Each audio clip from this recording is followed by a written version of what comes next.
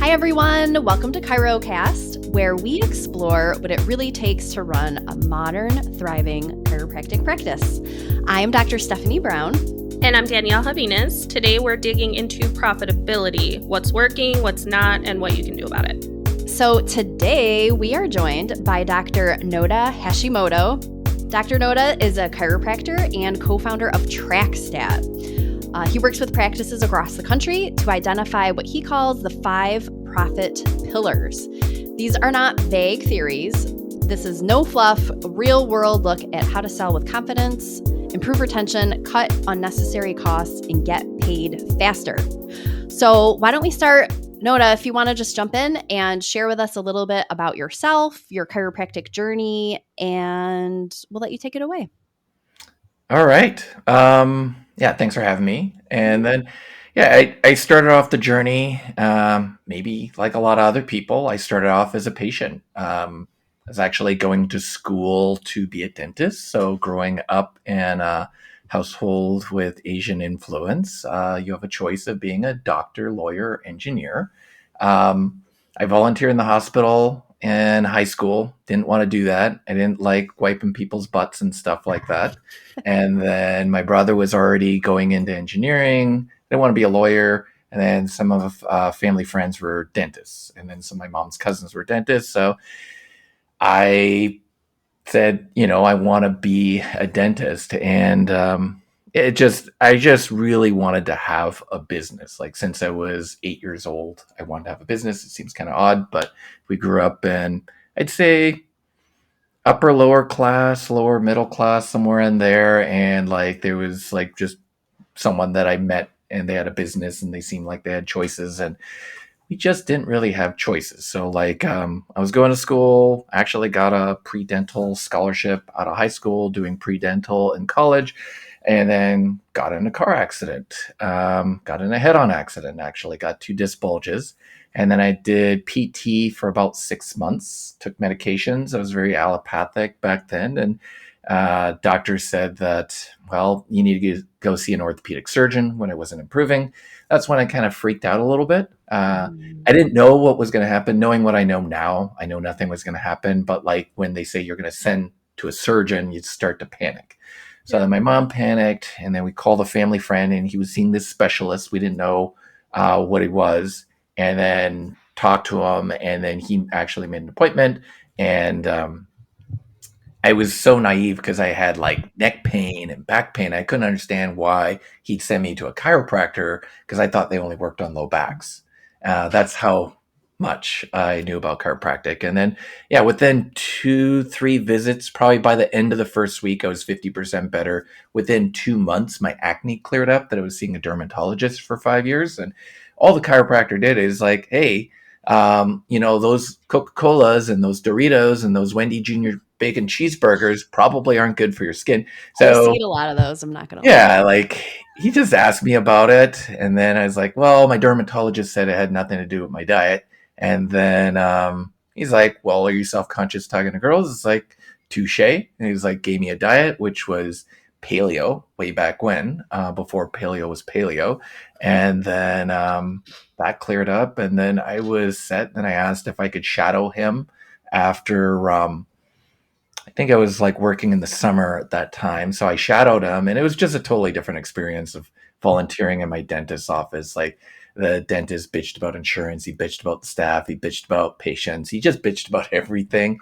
And if I would have shadowed maybe a different dentist, I'd feel different. But he just complained. He's like, don't go into dentistry. This is the worst profession. And he just like... This is cracking me. And then I go into the chiropractor's office. It's like packed. He's like high-fiving patients, seeing babies, seeing grandparents, seeing everyone. People are crying. People are bringing in home-baked goods.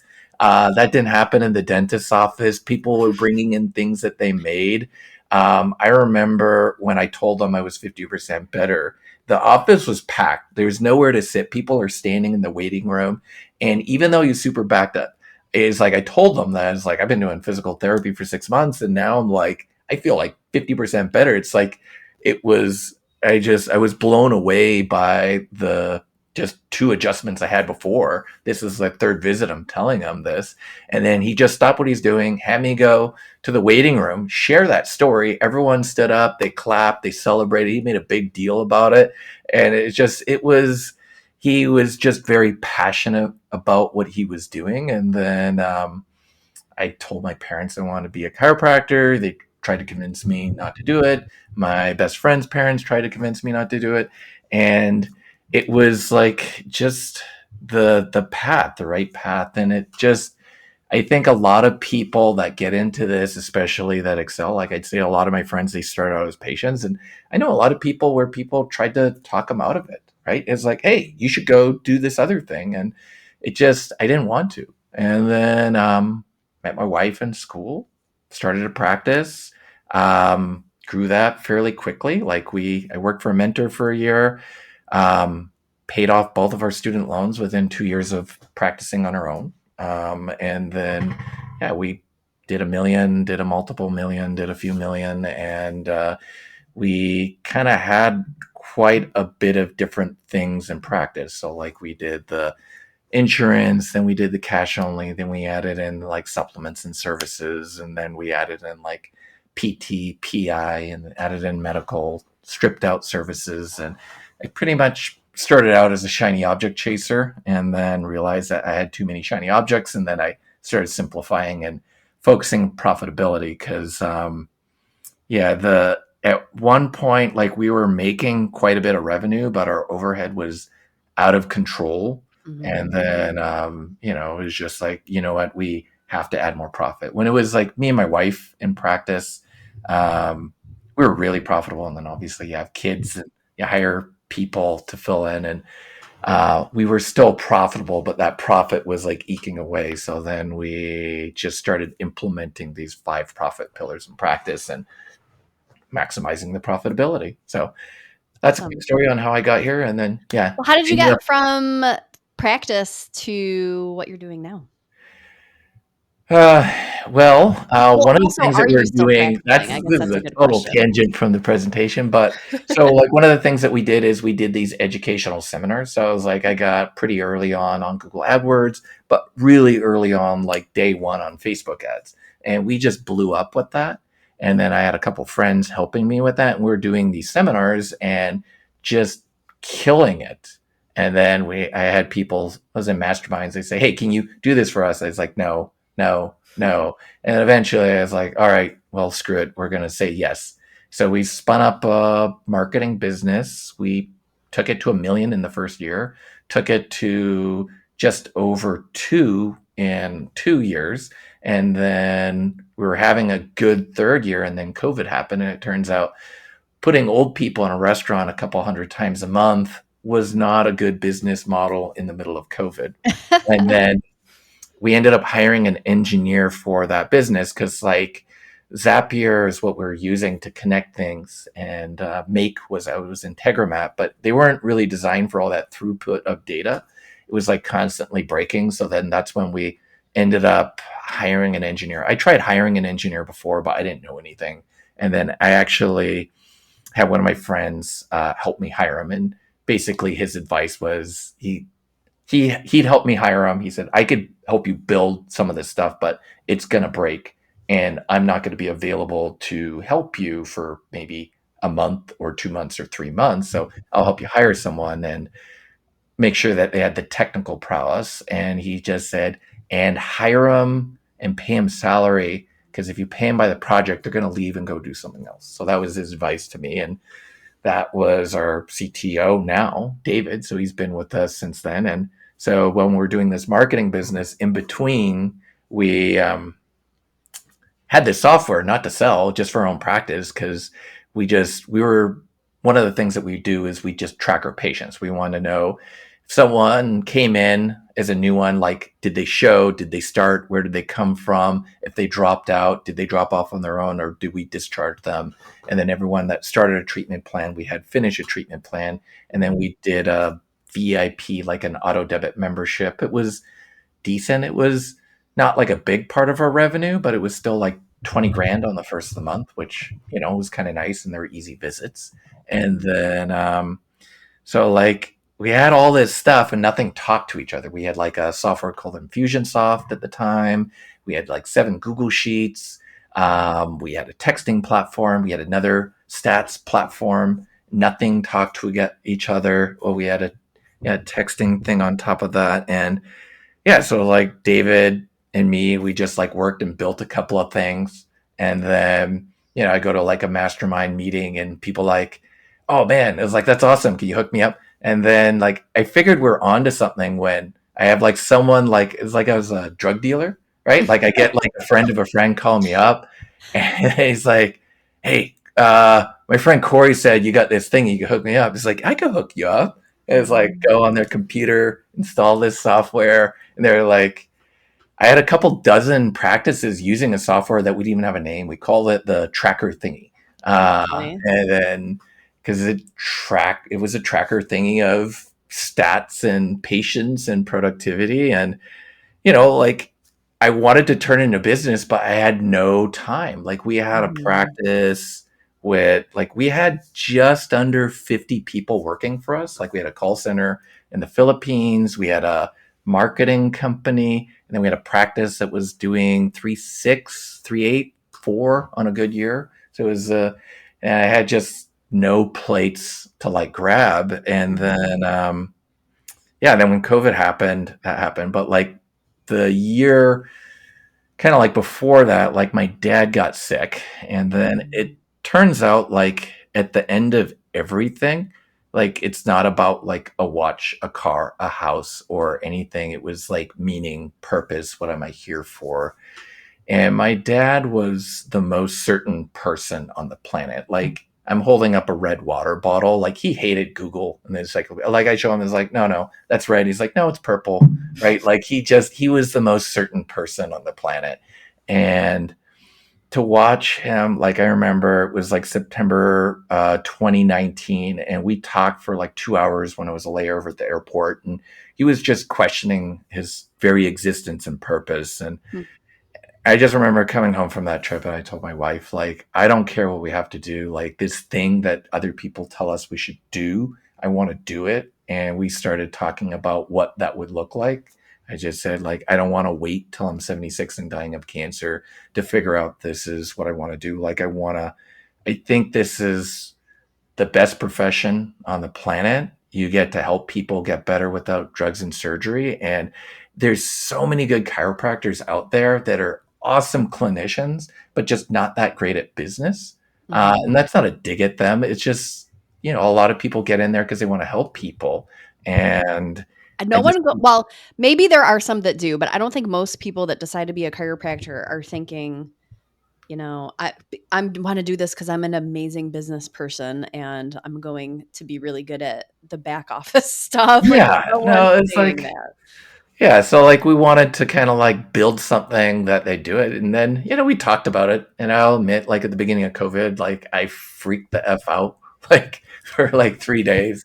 And then because I watched like one revenue go down, expenses are still up. And at the time, like I'm very vitalistic. But like there was still that gnawing a little bit of doubt. It's like maybe it will kill me if I get it, right? So like Yeah. and then I didn't know if my malpractice was going to cover us if someone came in and we're operating. So it's like, and then, like after about a week, like 5 days, I told myself to quit being a little bitch and kind of move on. Like I've been talking and praying, like, when are we going to get the time? How are we going to do this? And, whether you believe in universe, God, whatever, you just like drop right in our laps saying Here's the just like, time. here it is. Here it is. And you've Yeah. been talking and praying about it. So like, quit being Shout a out little to your bee and do dentist. it. Yeah. And then I know that was a longer thing, but that's just kind of how we got here. So, No, I loved it. That's exactly what I wanted to know. Yeah. And I think it's a good segue. I mean, you talked a lot about the pillars that we're going to go into, but I think you laid a really good foundation because you didn't start off making millions of dollars on day one. It was trial and error and going through these pillars. So I think if you're looking for practical ways to boost revenue and reduce overhead, you're going to want to hear Dr. Noda. So let's get started and dive into your 5 pillars. yeah. Well, it's pretty easy. I'll just go over them and I'll explain them. But like sell more often, reduce your operating costs, reduce your accounts receivable, and finish your projects. So, and then a lot of times, like if you sold your business to someone else, and like let's just say you sold to a big private equity group, one of the first things they're going to do is raise the fees, right? And like that is like one of the fastest ways to get there. And if you look at a lot of people's cash prices, it's a price that they've had for 20 or 30 years sometimes, Mm-hmm. right? And the cost of everything's gone up. So I'd say figuring out how to raise your fees is going to be a big thing. And I just feel like not every state, but most states, like insurance is like, it's like a sinking ship. So like Big time. supplementing those with like some cash services. And like I like metrics, obviously. Like we started something that does that. And I think what's measured grows. And if you just started measuring how much you collect per visit, over time, you're going to eventually get there. But Hmm. if you want to get there faster, like there's a lot of different things you could do. And, like one of the things would be is like working on that whole sales choreography of like getting people to say yes ethically. And you could do that ethically. And if you don't have a coach that helps you with that, there's a lot of companies out there that do that. Like I Hmm. think, like Clothes for Kairos is a popular one, Blueprint's a popular one, the Business Academy is a popular one. They all follow a similar framework. Like I'll teach like Align. Some people will teach Closer, and then Align is like the Closer framework, but it's like the first part with A is like just attract with authority, and then I've obviously a big fan of marketing, and I think like if you get like a very templated website that you had no input in creating and you're Hmm. running very generic ads and you're complaining about the fish that keep jumping onto your hook and getting into your boat, you got to change your bait, change where you fish, you got to change something about it, and you can't really continue complaining about it. Hmm. One thing I did about like fees, I just looked at like how much money I made in a time frame divided by patient visits and, how many dollars per visit was that. But then I took that number of patient visits and I multiplied it by like this number or that number, like just different iterations. And like that is like the smallest exercise I think that you can do to say, oh, like I'm really leaving a lot on the table here because then you suddenly see like a small raise to your fee equates like X number of more dollars across maybe that year or that time frame or whatever. So I think that some people are hesitant to raise fees because I mean everyone wants to make more money, but if you can show yourself like what that might result in, I think that that's a good place to start. And also I will freely admit to this, like I have literally had patients in the past told me that I needed to be charging more. If your patients are literally telling you to raise your fees, then you're way late. Should have done it already. And, you really shouldn't hesitate because they already are valuing your service. I think that's a big deal. Like they have to value it, but as long as you're providing that value, like you can raise your fees. Like there's no problem here. I have a And yeah, question. like, oh yeah, Because I'm not a chiropractor, but I was like, if I'm a chiropractor and I'm coming out of school, I'm opening up my first practice. How do I assign value to what I've not done yet? Like, is there a strategy to coming right out the gate and setting the bar really high, or do you start off smaller and give yourself room to have those incremental price like increases over I'll time? tell you what, I work for one of my mentors and I didn't have value on it because like when you're coming out of school, you have this poverty mindset. And he just did a little exercise for me. Like, he just like, okay, went over how much I paid for school, how much time I gave up. And then he's like, okay, let's just say you were making $40,000 a year and you didn't have to go to school. You had a small raise. He went over like how much extra revenue and like that gap. He's like, quit trying to give this away for like 25 or $30 a visit, right? Like Mhm. you're worth more than that. And like he just had me quit discounting, quit doing this, quit doing that. I know it was salary, but like Um, I just that was an exercise that he did with me, and it took a little bit, but like eventually within like 3, 4, 5 months, I started getting that conviction, Mhm. um, and then just saying I'm worth it. Yeah, and on that note too, when you're a new practice, I think it's easy when maybe you're depending on how you marketed and how you launched, if you're open and you got some free time in between patients once in a while. If you're with a patient and you know you don't have anyone right after that, I think people it's easy to fall into a habit where you spend more time with that person.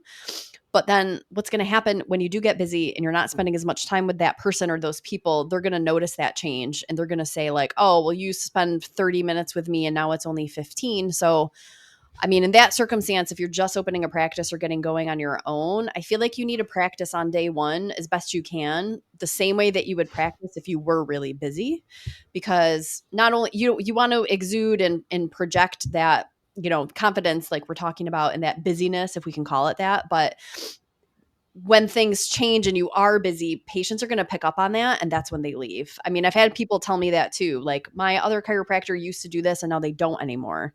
Back when I started, that was tied somewhat to there were docs in our area did a lot of modalities because they could charge more to insurance for them.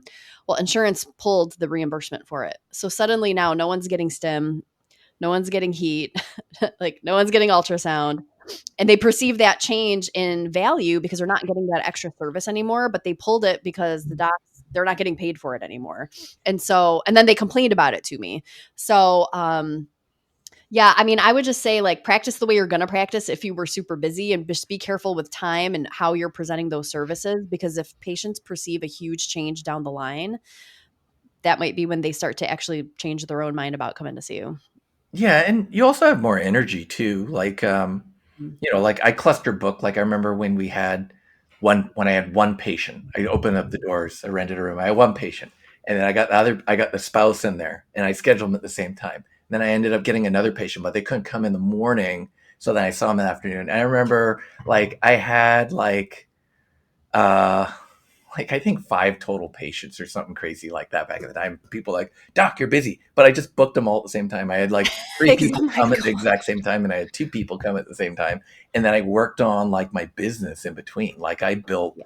my first website I bought a book, HTML for Dummies, and I did it. There's things that are out now that are way easier to build your own site, stuff like that. But I did it like the hard way, coding it on HTML and stuff like that. And it's that's the stupid stuff I worked on in the middle of the day, and I just ran around and had all this energy. I even went door to door in communities.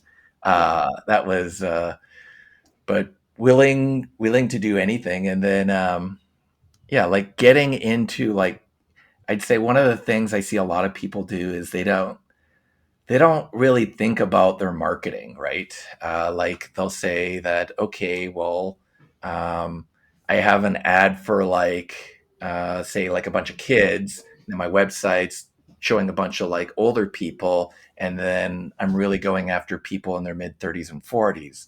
So like Mhm. just being kind of like congruent with your messaging all the way through. So for me, I just started with the end in mind.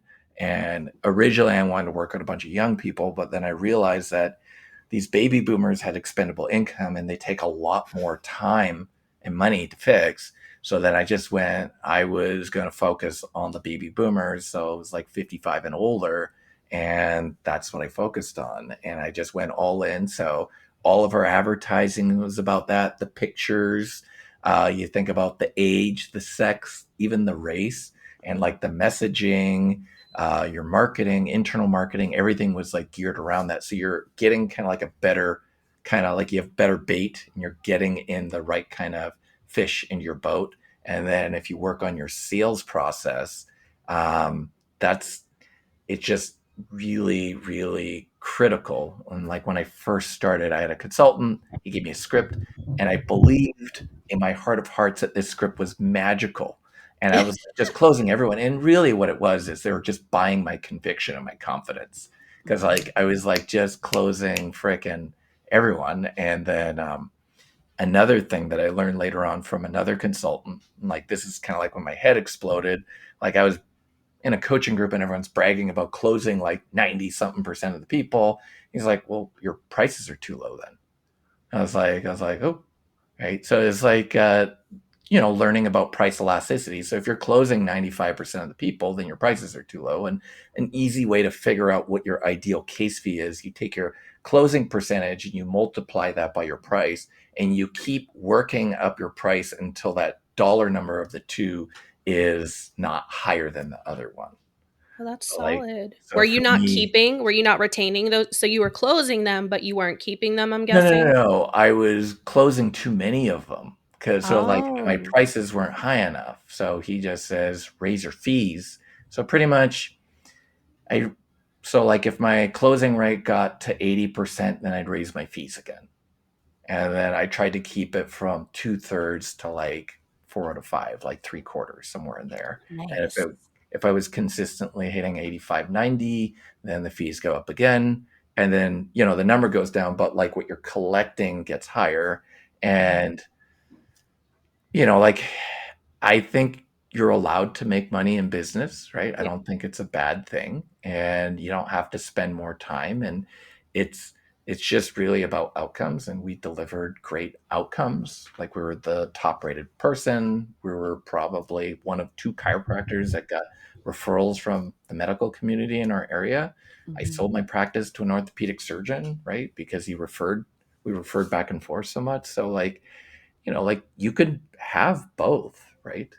Well, So, how often were you running that data and doing your calculations and then changing your prices? Was this over a year, 6 months? Like how often were you boosting your pricing up? not that often. Like, I got it up pretty quickly. Like, we were charging like 150 a visit. Like, and I think for someone coming in 3 times a week, that was a good point. And we were charging that like 2000 by 2010 ish. So like I felt like for us that was like a good point. And then if they prepaid, they get them for like 125, and that worked for us. Like I could have charged more, but it seemed to be kind of a good mix. And then as I hired associates, I found that they weren't as good at creating that value. So I just stuck with that price for a while. But there's a lot of people out there charging like $40 a visit, so I think 150 was pretty good. Yeah. Mhm. And yeah, I know you honed in on marketing and you talked about overhead and how you can reduce overhead, but, not make yourself busier or stretch yourself too thin. What does that look like? Um, well, like the path there, or like what do Okay. you mean? Well, No, so I know, I guess I'm coming from a place of we want to help new docs that are starting out, students, and think about it from their perspective. When you're opening your first practice, I know overhead is probably the only thing on most of their minds aside from getting their hands on patients. So how can you start your practice and get going with marketing and all of these things, but keep your overhead in mind? I'd say worry about it, but don't worry about it. Like, it's not like I don't think about that, and that would be the advantage of practicing with my wife. So I feel like when I focus on like those things, it gets me into a scarcity mindset. And then something my mentor always told me is you can't save yourself into a profit. A lot of people try to like cut, cut, cut, but I'd say if you're new in practice, like the first critical skill that I think you got to work on is communication. And sales is just really communication. And you could learn these different tactics from all these different people, but at a certain point, you got to get reps. And for those of you that aren't doing spinal screenings, I'd say that is the best way to get a lot of reps talking to people. And like I did screenings every week when I worked for my mentor. And then when I was in Cairo school, I was doing screenings for another mentor. Like I'd go do a spinal screening on a Saturday for them for $0, but in exchange, he'd mentor me and stuff like that. And it just, you practice talking to people about chiropractic, and it's just, you could read about all this theoretical stuff. You could read these scripts, but at a certain point, you just got to go in there and get like a bunch of reps. Mhm. Hmm. So, like new in practice, I'd say you got to do this stuff till like, like I could show up to your house, poke you with a stick at 2 a.m, roll you out of bed, and you could just start going. Everyone can have their friends or significant others test them by doing that. Perfect. Yeah, I was practicing scripts I learned from a consultant on my honeymoon with my wife. She still teases me about it. I was like reading this at the beach and like recording myself. I'd record all my consults. Like I remember I hired my first coach and then he gave me all these things like do a map, record these consults, record these ROFs. And I sent it to him in like 24 hours and he called me up. He's like, "What's wrong with you?" And I was like, Oh, "Well, what do you mean?" He's like, "I asked for this stuff and you sent it." It's like, "Yeah." I was like, "I'm not paying you to be my friend." It's like I've been working on getting this stuff for a year from some of my clients. So it's just you just gotta do it. You gotta fail fast. And like the worst thing that happens is usually nowhere close to what you think it's gonna be. Hmm.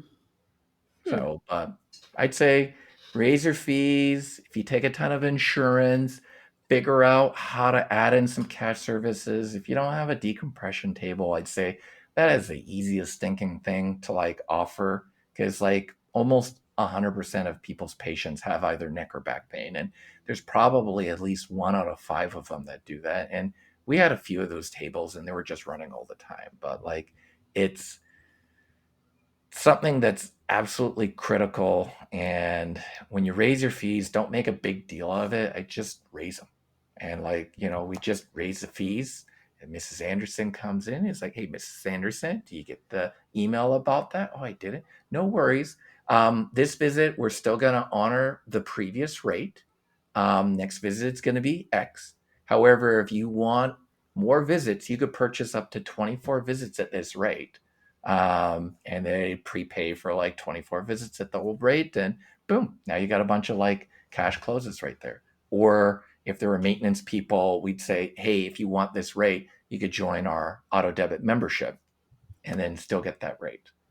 So then they were coming in twice a month or once a month on auto debit. And that's just how we handled it. But a lot of people, they make this big deal, they make an announcement, and no one even reads it. And people, like, I'm pretty sure you guys have sent out texts and emails and they haven't read it. Even if they did, they forgot about it. So Yeah. Yeah. making a big deal about it is the worst thing you could do. Yeah. Hmm. What about like future scheduling and retention from that standpoint? Do you find patients like to schedule out, don't want to schedule out?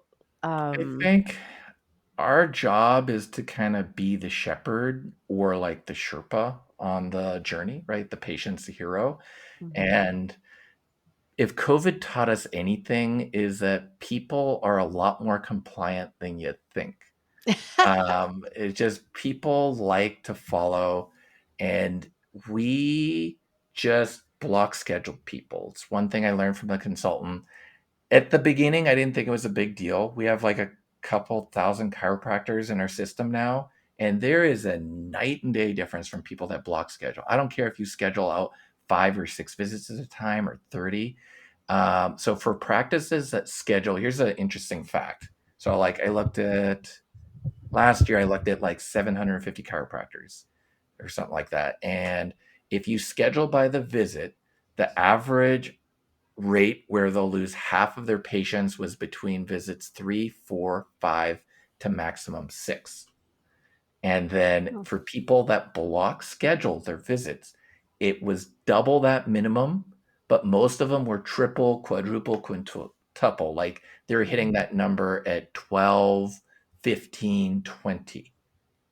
So wow. like it just absolutely crazy. So like we just and then when you measure out like how many visits are scheduled out on the next 30 days, it's really the provider's job to do that. It's not the front desk. The front desk job is to kind of execute on the scheduling, but the provider has to make a big deal about it. But like we did 3 metrics, like the weekly visit, we had a team bonus. Everyone was bonused on that. And then future schedule, that would be a provider bonus. How many visits they have scheduled out over the next 30 days. And then we look at future scheduling rate, right? We look at last week, say we had 100 visits, and then 80 of them scheduled a next visit. That would be an 80% future scheduling rate. And 75 or higher is the number that you want to be. And then with stats, like I see people, they obsess about certain numbers, and at the end of the day, they're really about trends. And like I have clients there, it's like I got 98%. It's like, well, your fees are too low, right? Or they're doing referrals, or you're not getting enough new patients. So I think 75, 80 is a good number for people that are 90, 95, 96, which we have clients that do that. And there's nothing wrong with that, but like they're not advertising. They do a lot of insurance.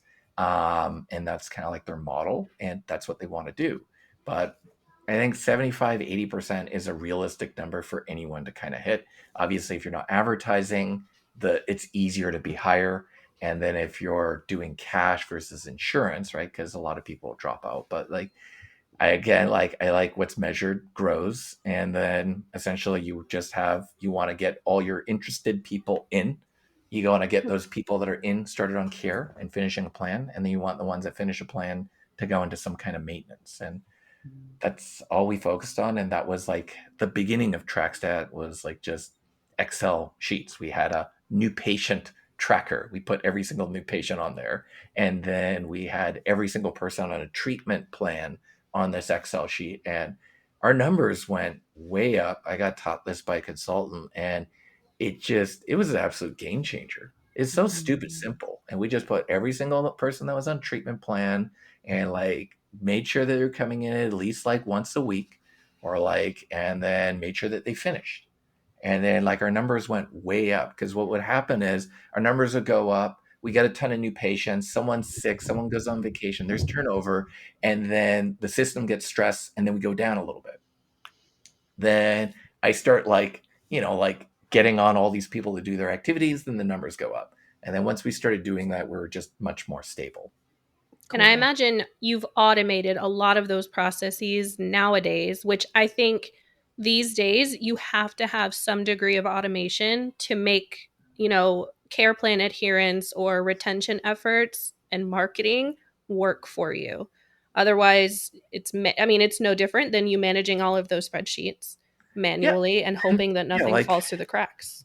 AI automation software, that's great. It's like a combination of that with humans is what you need, because like the doctor still just needs to say that it's like, hey Danielle, like based on what you have, this is what we need to do, and it's important to be consistent, right? Like you can't go to the gym sporadically once every 2 or 3 weeks and expect to get in shape. If you're learning a new golf swing, you can't work on it sporadically and expect to get better. Same goes here with chiropractic. It's a therapy. We're retraining your body.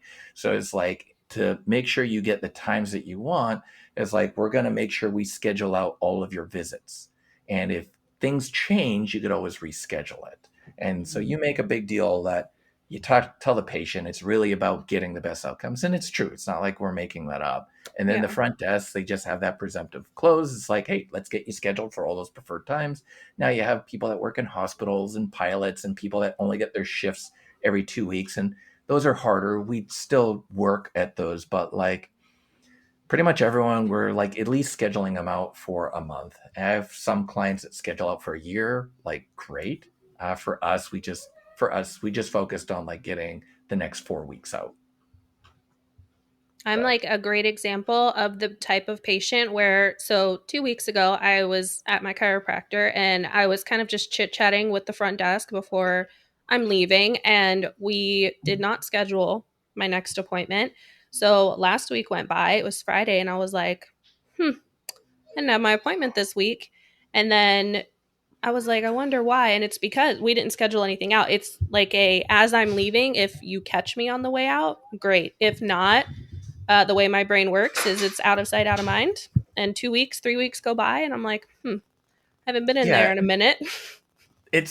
people do that. Like I did it with my dentist. I remember years ago, like I was back when I was seeing patients. I was, staff text me, patients are showing up early. I was like, I gotta get out there. I ran. It's like, I'll call. They called me 9 months later. I normally get my teeth cleaned every 4 months, and they say, "Hey, Dr. Hashimoto, we need to schedule for that appointment." It's like, well, I was just there. It's like, you were here 9 months ago. It's like, dang. It's like, and I knew that I want to keep my teeth, right? I knew that it was important. Like, what I have some good friends that are dentists. I remember asking them, I was like, what should I do? It's like, just get your teeth cleaned 3 times a year instead of 2 times a year. And that's a simple thing you could do on top of like, and I just knew and I forgot. And people, I remember I read this study. I can't remember what it was. I think it was like Tel Aviv or something like that with a university. And essentially, I think the premise of the study is people would get shocked, right? It was different than that Milgrid study, but like they get shocked and they were more likely to finish it because they were told they were finish it, but they were also told that they could stop any time they want. It was the playoff of that Milgram one with like the someone in charge. I can't remember what it was. And like people will finish what they started even if they know that it's not good for them. Now I'm not saying chiropractic is bad for them, but like that's it just makes a huge freaking difference. And like for those of you that are not scheduling out at least 2 weeks at a time, like I'd highly, highly, highly encourage it. Like it's just I didn't totally believe it before. I was just taught that. And that was the only thing I knew. Like the people that mentored me, that's what they did. And but like being on this end of it, seeing all the data from all these practices, and it's just night and day. It's unbelievable. Well, not only scheduling out, but reminders, making sure that the patient is, I mean, we're in a technological world. I'm not writing it on my calendar, on my dry erase calendar in the kitchen. If it's not getting texted to me 24 hours prior to, I will probably forget about it. So I think using those types of tools, like they go hand in hand, schedule out, but then also have some type of tool that's going to remind your patient and give them the ability to text you back and make changes if needed. I think that makes a world of difference. Yeah, no, it's huge. And like the ones that have canceled and missed that don't have a future, following up with them, doing regular recalls, like we go through and do a regular recall. And then like most people, I read this one marketing study, and I think the number one reason why people quit going to a business is because they forgot, right? Mhm. It's not because of price or service or whatever. It's just because they forgot. So like we'd always try to do that. And some people they don't block schedule. So we used to do a birthday recall every month. So we pull up all the people that have a birthday this month that have been out for 4 months to like 2.5, 3 years that paid over like say $500. And then we invite them in for, and I'm not a compliance, but like we offered a wellness visit, but we did cash, so it was like okay, and we did a free wellness visit. And as we're doing the exam and stuff like that, we did the free wellness visit. We find out why they quit coming in. Most of the time, they forgot, or insurance change, or they got busy, and we'd offer them our membership, and we'd reactivate several people a month just from that birthday recall. We'd call 50 to maximum 100 people a month, and then we just go through. And the nice thing about this is you'll sweep your entire patient base over a 12-month period. Hmm.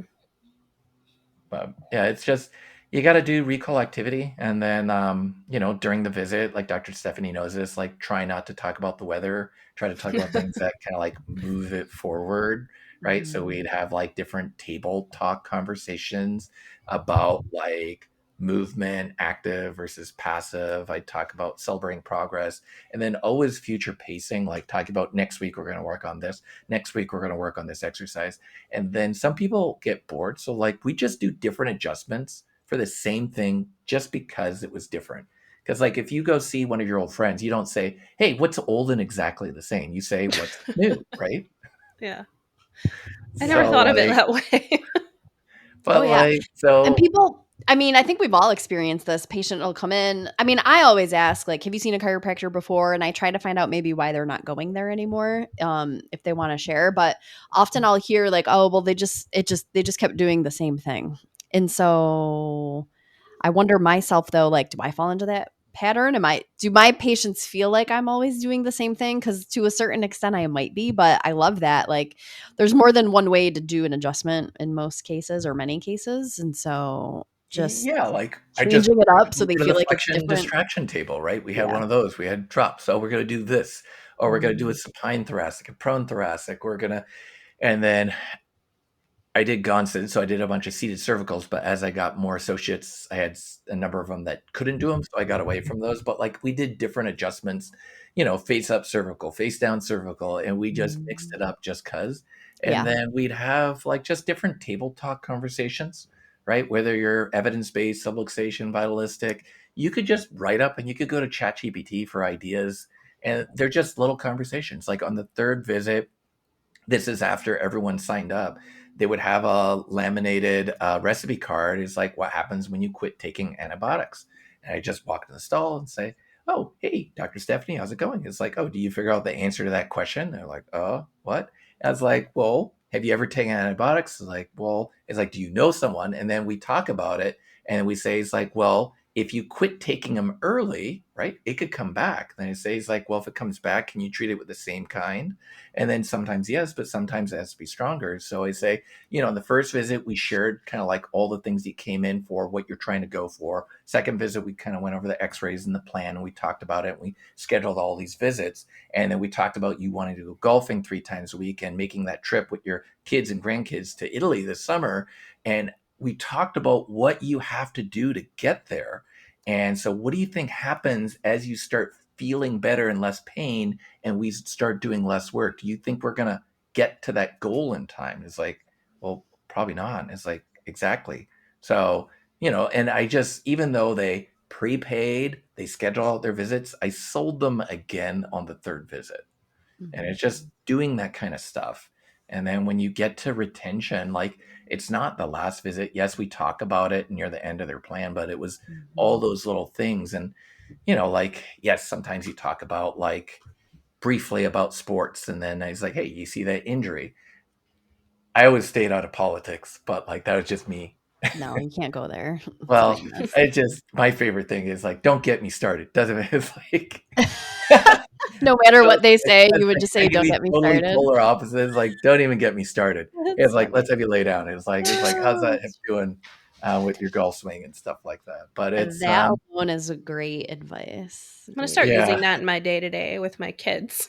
yeah. Everyone, Just just don't don't get get me me started. started, and I'll then say you just this kind of too. move This on just came to to the next mind. thing. I had been going formally to see a chiropractor, and they scheduled me out for almost a year. Which, I mean, I don't care. I don't mind. I knew ahead of time when I had to go, so I could plan for it, and it was fine. But I got to the end of that year, and like it's like they forgot. I, I don't know. No one. There was no re-exam. There was no. Let's schedule your next appointment. Like, I guess they didn't want me to come anymore. So, so I never went back. But like, I mean, don't do that. So if you are scheduling out that far, you've got to have a system where you're staying on top of this person is approaching the end of their visits. Like, what are you doing with them next? Like that patient has to know. Um, and you can't forget about them. I feel like if you do that, it's hard to come back from that. I really do. And if their Yeah. card's on file, you're probably gonna keep charging them, even if they're not coming in. Then you're gonna owe them a lot of money. Yeah, like we talked about it like on the third to last visit, but we talked about different things, right? And, Mhm. we just said like, hey, you're going to get better. You got to make your visits. You got to do your home exercises. We got to break your bad habits. And then, like as we're moving along, it's like, hey, are you still staring down at your phone? Yeah. I saw you in the waiting room doing that today. It's like, so it's Mhm. like, you're going to continue doing dumb stuff. Yeah. You're And like, watching that? You watch the patients? I no, watch it people just, walk you in see from the them parking lot like, sometimes if I happen to be like out in the waiting room. New fear Yeah. we unlocked. had a one-way glass, so like where my office was, I had a one-way thing. I could see into the waiting room. Oh, that's terrible. So like I could I see mean, kind it's of like good, what they're but doing as I'm doing like soap notes and stuff like that. And yeah, Catch it's like them in a that's lie. it's pretty cool. But like I had that and yeah, it's I just had that conversation with them. Is like, you're going to keep doing these things in your golf swing. So I was like, I was like, just like you do maintenance in your car, maintenance on your teeth, maintaining anything that you want to keep, you probably want to continue with these results, right? It's like, yeah. So we have, maintaining things a lot easier for us. It's a lot cheaper. That's why we have a membership. I just go over what our membership is and Mhm. then give them the sheet that explains it. They think about it. Next visit, answer any questions and not everyone signed up on them, but it's like 104, 103 for sure that would go on Mhm. it. Some of the people, they'd say, I would rather just buy a block of visits. I don't want to go on like any kind of a recurring one. And, we were fine with that one too. Mhm. But you're doing that ahead of time. You're not waiting for the last visit. You're not saying oops and contacting people after they're already gone. Like it's just part of the process. Yeah. And then we did a huddle, right? On the huddle of the day, we could see anyone that had milestones, people that are going to ask for video testimonials, people that were going to ask for reviews. We'd have it like like they'd have a certain appointment type if they didn't have any future visits, if they owed money, and like it was a quick stand up. We did that in 5 to 7 minutes, right? So the Mhm. huddle should be quick. And we did a standing meeting on purpose because if you sit, people take their time. And that just helped us, allowed us to serve more people in a shorter period of time. Yeah, I love it.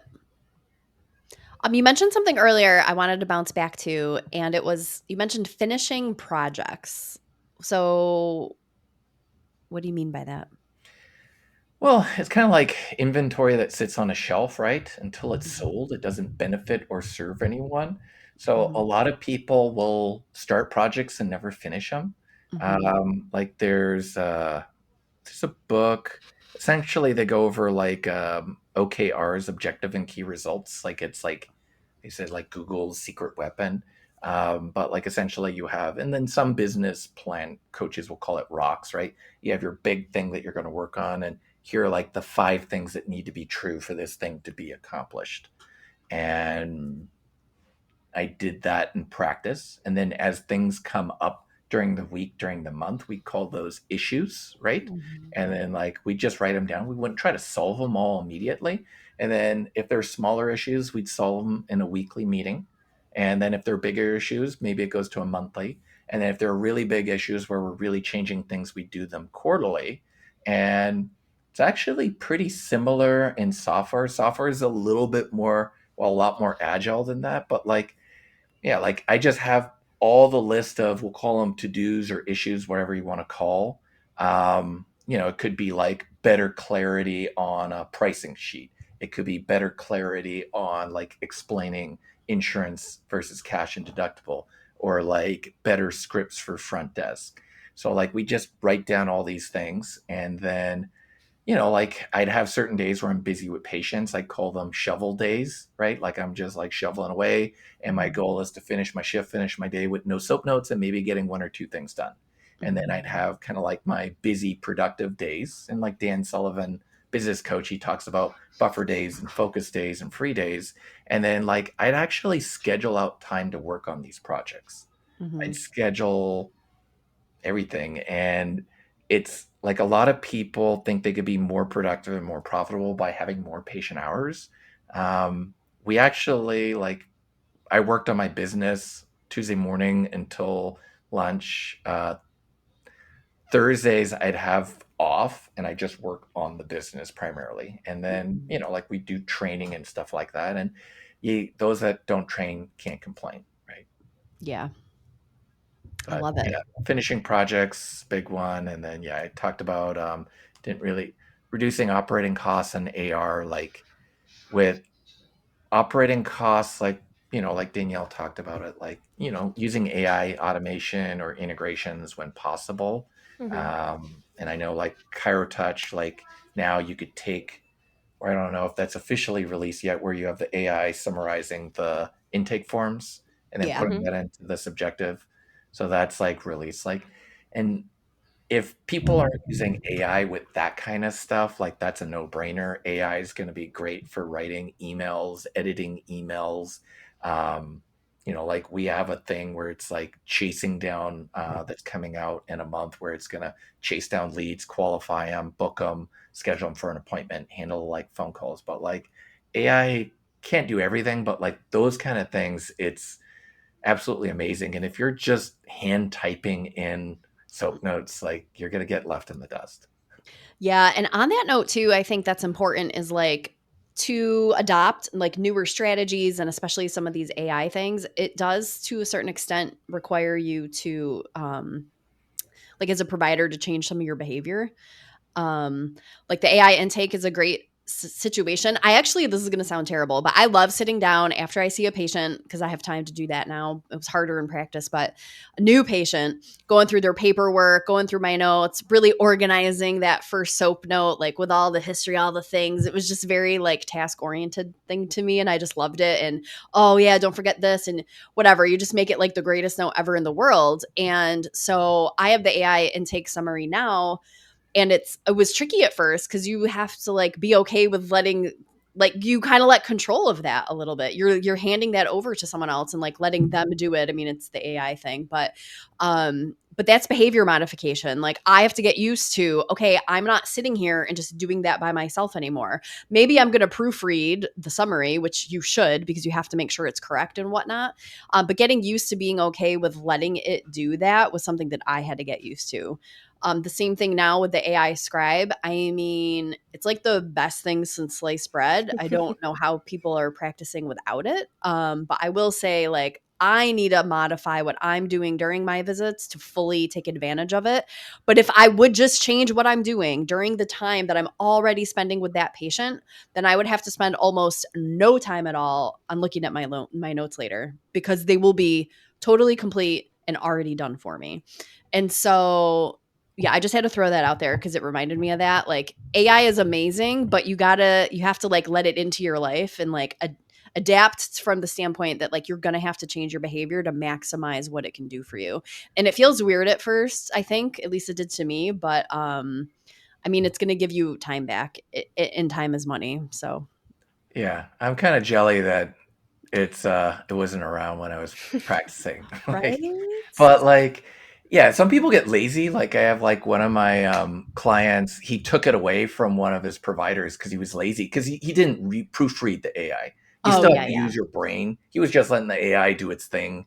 And it's just like he was reading the notes and they do a lot of personal injury, so you can't have it. Ooh. And the AI is not going to get lefts and rights correct and stuff like that. It just like, Mm, so he took it away from that provider. He's like, you no longer have AI. You have to go yikes. back to the old school way of doing it because he lost his privileges. And then so he has to do it the old way because he was just lazy. And you still Mhm. have to know what good looks like. Like Mm-hmm. I'd say I'm quite strong at like copywriting. So like I could be very efficient at writing like sales emails.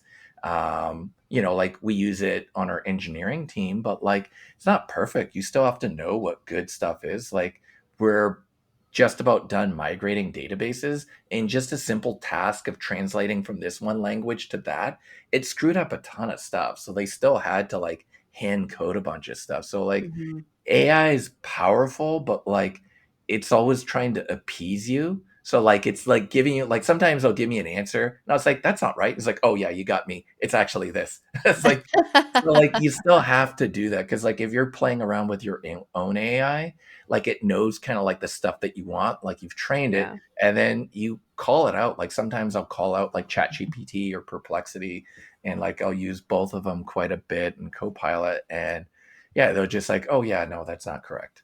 It's a tool. Like you have to know the foundation and in using the tool. It's like you wouldn't go aerate your yard with a nail gun. Is it going to work? Maybe. Is it going Yeah. to cause issues?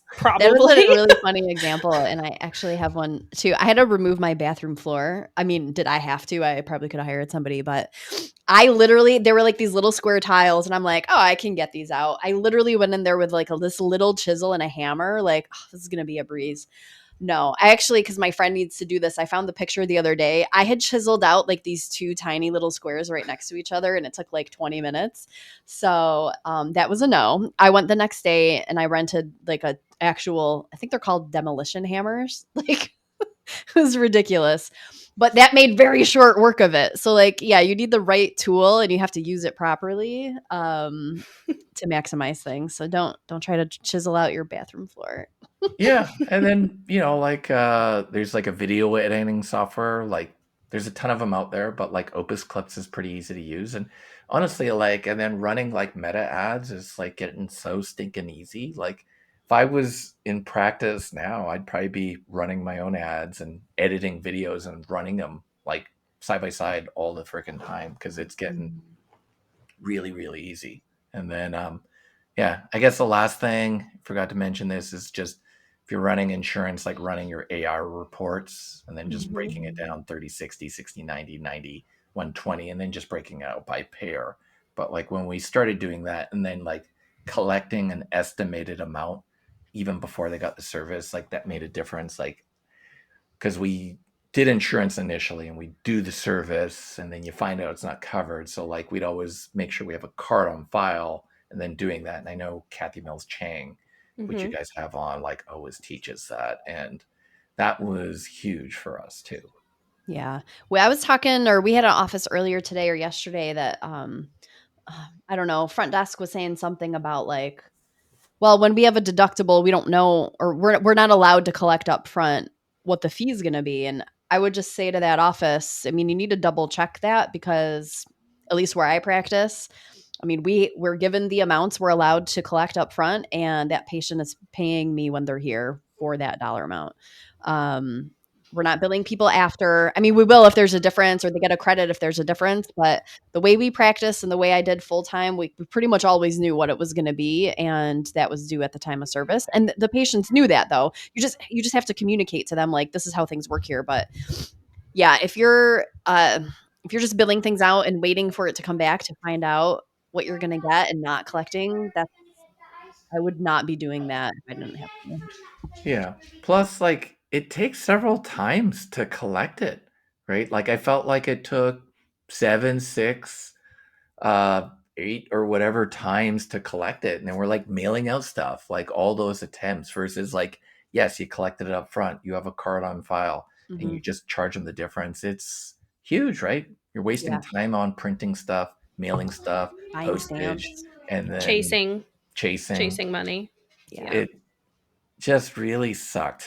And yeah, we got out of that. And then like another thing I see practices mess up is someone calls on the phone and they're trying to explain deductibles, insurance, and copays. They get confused and they say, "Oh, let me check my schedule." And what they're really politely saying is, "I have no idea what the heck you're talking about. I'm going to call someone else." Yeah. So like, training your front desk on the phones and like getting them into the office.